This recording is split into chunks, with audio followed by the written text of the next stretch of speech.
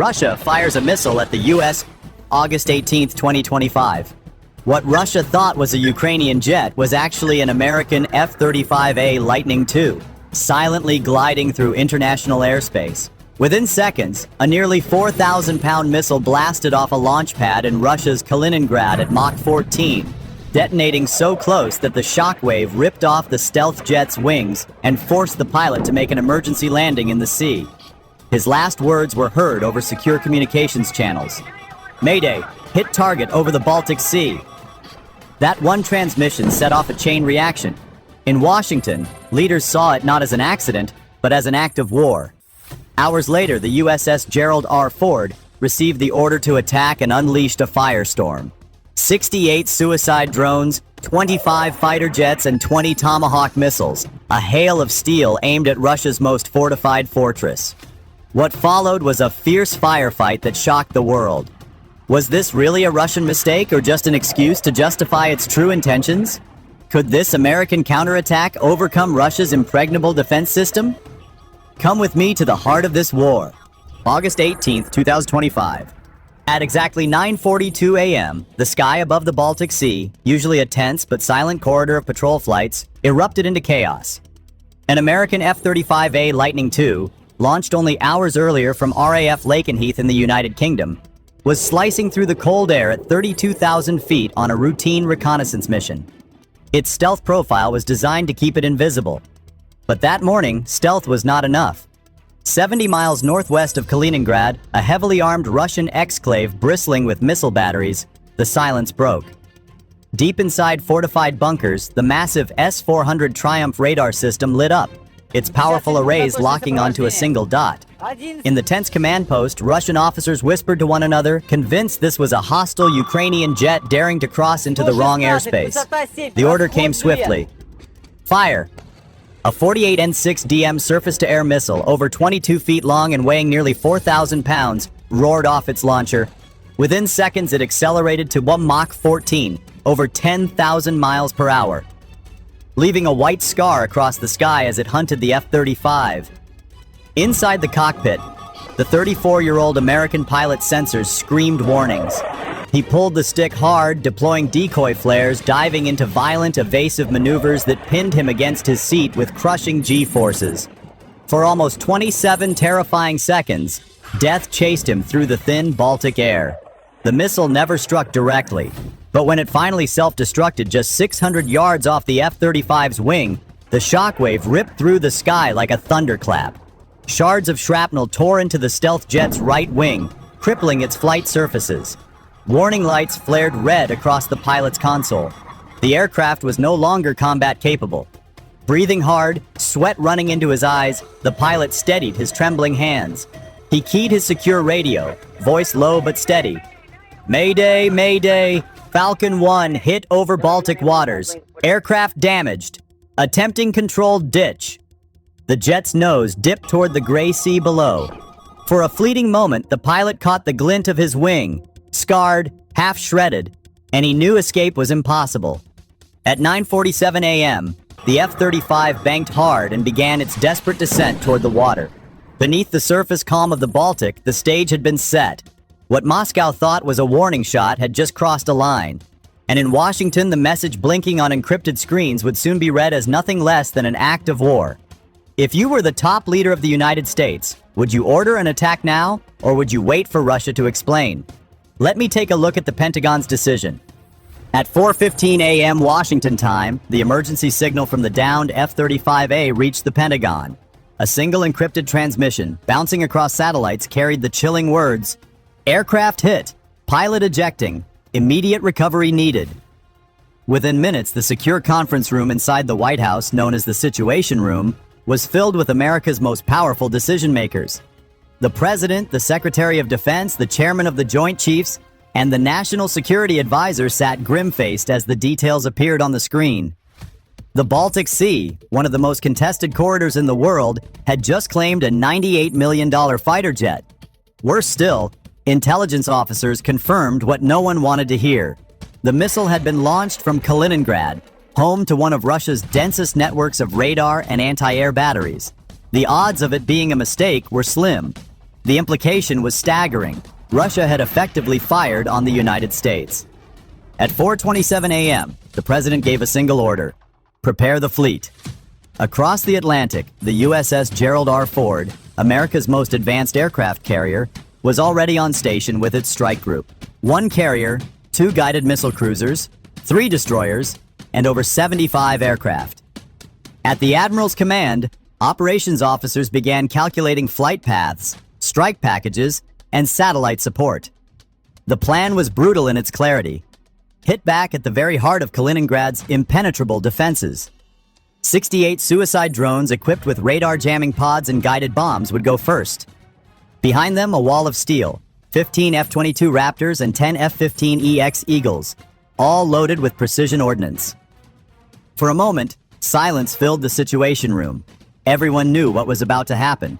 A single missile strike had dragged the world's 2 largest nuclear powers to the edge, and America was about to answer, not with words, but with fire.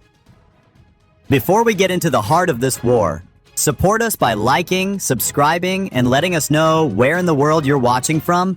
3:30 p.m., local Baltic time. The gray skies above the Baltic trembled as the first wave of America's retaliation roared into motion. From the decks of the USS Gerald R. Ford, more than 68 unmanned suicide drones lifted into the air, their wings glinting against the fading sun. Each carried a payload of 200 pounds of precision explosives and pods designed to jam Russian radar. They spread out across the sky in wide arcs, forming a swarm that stretched for miles. Behind them came the steel spearhead, 15 F-22 Raptors and 10 F-15EX Eagle IIs, climbing to strike altitude. Flying in tight V formations, their engines thundered across the Baltic, their holds bristling with JDAM smart bombs and AM-120 AMRAAMs. On the carrier deck below, sailors watched silently, knowing that in the next half hour the world might tilt into open war. Inside Kaliningrad's bunkers, alarms screamed. The Russian operators, overwhelmed by a sudden cascade of false signals, saw their radar screens bloom with hundreds of ghost contacts. The American drones were flooding the airwaves, blinding the defenders. Yet not all systems went dark. Secondary radars from Pantsir S-1 and Buk M3 batteries began tracking, and within moments, the sky above Kaliningrad lit up. The Russians fired first. A salvo of 18 surface-to-air missiles streaked upward, corkscrewing through the haze. In less than 90 seconds, 12 American drones were torn apart, exploding into harmless fireballs. One drone spun out of control, veering dangerously close to the Raptors before being vaporized by a quick burst from an escorting Eagle. For a heartbeat, chaos reigned, the Hunter drones nearly colliding with their own Guardians. But the swarm pressed on. The surviving 56 drones split into 3 attack groups, diving toward radar arrays and missile launchers. At 3:43 p.m., the first impact landed. A drone slammed directly into an S-400 battery, detonating with a roar that sent a mushroom of fire rising 200 feet into the air. Secondary explosions followed as fuel trucks and ammunition caches went up in flames. Seizing the opening, the F-22s dropped into attack runs. In pairs, they unleashed precision-guided JDAMs, each 2,000-pound bomb screaming down at Mach 1. The results were catastrophic. One Russian radar dome, costing over $300 million, vanished in a single strike. Another command bunker, reinforced with concrete, was cracked open like an eggshell. Still, the defenders fought back. Panzer batteries fired volley after volley of autocannon shells, tracers ripping across the clouds. A burst struck the wing of one UAV cluster, sending 5 drones spiraling into the sea. An F-15EX, swooping low, returned fire with a GBU-39 small-diameter bomb, silencing the gun crews in a single flash. By 3:50 p.m., the battle was a storm of fire and steel. The Americans had lost 17 drones, but obliterated at least 7 major air defense positions, leaving gaping holes in Kaliningrad's shield. The Raptors and Eagles circled back, their radios alive with clipped, calm voices, ready for the second phase of the strike. The world had just witnessed something unthinkable. The supposedly impenetrable fortress of Kaliningrad, Russia's pride, was bleeding under the sky, and the storm had only begun. Stay with me. Next is the decisive attack that will completely wipe out this base. 3:51 p.m. Baltic skies. The American assault had torn gaping holes into Kaliningrad's air defenses, but Moscow's fortress was not yet silent. Deep in hardened bunkers, Russian commanders screamed new orders. Surviving S-300 V4 and Pantsir S-1 systems locked onto the American strike force, their launch tubes rising like steel fangs.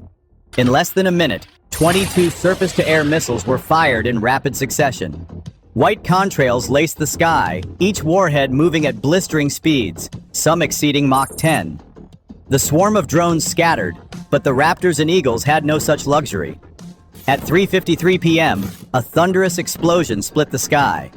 An F-15EX Eagle II, valued at over $87 million, took a direct hit from an S-300 missile. The aircraft disintegrated mid-air, raining flaming debris across the Baltic waves. Both pilots ejected, but their parachutes never had a chance. They were consumed in fire before hitting the water. The radio call crackled across every headset. Eagle down! Eagle down! Moments later, another missile exploded dangerously close to a circling F-22 Raptor. Shrapnel ripped through the engine housing, tearing holes in its stealth skin. The pilot fought desperately, warning lights flashing across his console. With smoke trailing behind him, he barely managed to pull away, limping back toward international waters. The world's most advanced fighter had been reduced to a crippled survivor. For a fleeting moment, the Americans faced the nightmare of every commander, overwhelming firepower threatening to reverse their gains. The surviving Raptors dove into evasive maneuvers, their stealth profiles saving them from radar lock. But the Eagles, heavier and less stealthy, were forced to fight under relentless fire. Then came the counterstroke. At 3:58 p.m., the USS Thomas Hudner, an Arleigh Burke-class destroyer patrolling 110 miles offshore, received coordinates of the Russian command hub. Within seconds, its vertical launch cells ignited. 20 Tomahawk cruise missiles, each carrying a 1,000-pound high-explosive warhead, erupted from the sea, arcing into the Baltic skies. The missiles flew low and fast, hugging the contours of the Earth at nearly 550 miles per hour. Russian radars scrambled to respond, but many were already crippled. The first Tomahawk slammed into a concrete bunker at 4:02 p.m., the explosion lifting a 30-ton steel door into the air like paper. Seconds later, another missile tore into a command post, killing over 24 Russian officers instantly. The onslaught continued, missile after missile striking hardened sites. A radar dome costing $250 million was obliterated in a single strike. An ammunition warehouse erupted, setting off a chain reaction of secondary explosions that rattled windows 10 miles away. Flames leapt 300 feet into the air, black smoke curling toward the heavens. By 4:07 p.m., Kaliningrad's vaunted command network was collapsing. Nearly half of its senior officers were dead or missing, and communications between air defense units had disintegrated into static. The Russians had thrown everything they had into the counterattack, and still the Americans answered with steel and fire. But victory came at a cost. The U.S. Navy had lost 2 of its newest fighters and 2 brave pilots. For the men aboard the Gerald R. Ford, their sacrifice burned as deeply as the flames rising over Kaliningrad. And yet, the battle was not finished. The final blow was still to come. 4:30 p.m., August 18th, 2025. The firestorm over Kaliningrad had ended, but its consequences were only beginning. What had once been the pride of Russia's western defenses was now nothing but rubble and smoke. Satellite images confirmed the unthinkable. Over 72% of Kaliningrad's entire air defense infrastructure was destroyed in under 47 minutes. The losses were catastrophic. Intelligence intercepts later revealed that at least 47 Russian officers were killed, including 3 generals and 9 senior colonels, along with more than 420 soldiers either dead or wounded. Ammunition depots that had taken a decade to stockpile were incinerated in less than an hour. Damage estimates soared beyond $6.4 billion in equipment, fortifications, and command assets erased. For the United States, the blow was heavy but limited. 2 fighters lost, 2 pilots dead. A painful sacrifice, but in exchange, the entire backbone of Russia's Baltic shield had been shattered. Of the 12 radar sites that once guarded Kaliningrad, only one remained functional, operating on emergency power and unable to track stealth aircraft. By evening, Russian radio chatter painted a picture of chaos. Surviving troops were ordered to abandon positions. Convoys of trucks fled inland. Families evacuated coastal villages, fearing more strikes. For the first time in decades, Kaliningrad, the fortress Moscow called untouchable, was silent. On the decks of the USS Gerald R. Sailors looked east at the towering plumes of smoke. The cost had been blood, but the outcome was undeniable. America had not only avenged its fallen pilots, it had erased an entire stronghold.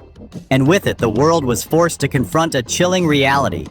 When America answers, the battlefield itself disappears. By the time the smoke drifted westward over the Baltic Sea, the world had changed. In just under an hour, a single missile fired from Kaliningrad had spiraled into a catastrophe for Moscow. The United States had answered with 68 drones, 25 fighters, and 20 Tomahawk missiles, and the result was absolute. Over 400 Russian casualties, billions in destroyed infrastructure, and a fortress reduced to silence. But the victory was not bloodless. 2 American pilots had given their lives that day, their aircraft falling in flames over hostile skies. On the deck of the USS Gerald R. Their absence was felt more deeply than any triumph could conceal. Yet their sacrifice carried meaning. It reminded the world that American resolve is written not only in steel and fire, but also in the lives of those who defend its flag. Kaliningrad had been considered untouchable. Now it stood as a smoldering warning. To allies, it was proof that America would never hesitate when its people were threatened. To adversaries, it was a lesson carved in ruins. Strike at an American aircraft, and the response will not be measured in words, but in annihilation.